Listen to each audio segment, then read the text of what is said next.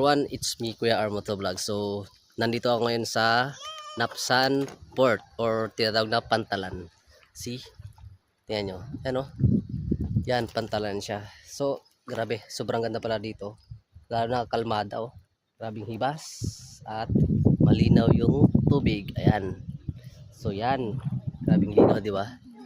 Napakaganda talaga dito. Tapos, may mga hibas na isla na bato. Ayun o. Yan, nakikita siya. Yan siya. So, siguro pag malalim, wala yan. Pag ganitong hibas, lumalabas sila. Siguro magandang manginas dito, no? So, yun nga. Tamay muna kami ito saglit mga ilang minuto lang din. Picture-picture. May mga kasama din kasi ako nagpipicture. So, ayan. So, ito kasama ko. Si Lablab. So yun nga, dito muna kami. May tambay. Ang ganda guys ng bundok dito. Ay, no? Alam niyo na. So overlooking sa bundok. Overlooking sa bundok. Yan. And overlooking sa dagat. Ayan. So ang daming bangka. Pero bakit hindi nila ginawa ng beach dito? Ayun, ang ganda naman. Yan o. Ang ganda siya pag ganitong hindi malakas. Pero ba't dapat ginawa nilang beach para maingganyo din yung mga guests, di ba? Magdiretso na kami sa ilog, kasunod na lang kayo. Sa ilog. No. So ayun nga. So ayun guys. So, We're going to another pupunta kami sa ilog na naman. Kita-kita So na. dito na kami sa ilog.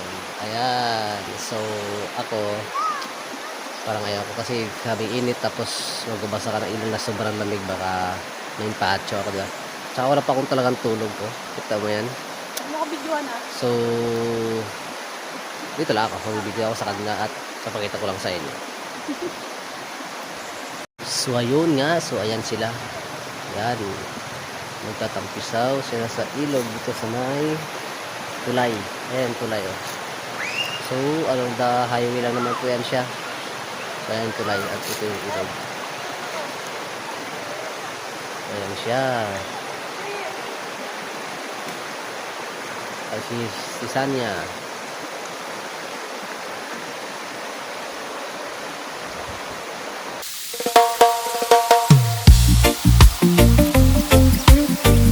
Yeah, makinig ka muna.